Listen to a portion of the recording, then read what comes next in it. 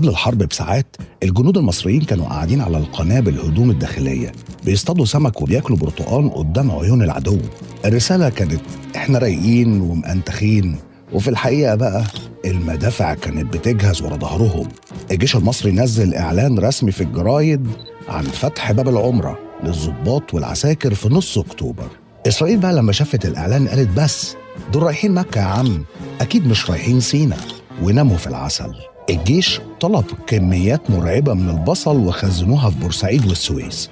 المخابرات الإسرائيلية لما شموا ريحة عن الموضوع ده افتكروا إننا بنخزن أكل علشان أزمة تموين وناويين نعمل أكلة كشري كبيرة شوية، مش علشان نأكل جيش بيعبر القناة. يوم 6 أكتوبر 10 رمضان الساعة 2 الظهر الصنارة قلبت لصواريخ والبرتقان بقى قنابل. التاريخ بيقول لنا ما تستهونش بواحد مصري بيصطاد، لأنه ممكن يكون بيصطادك أنت. اكتب في التعليقات تحيا مصر ودوس لايك واشترك في القناة.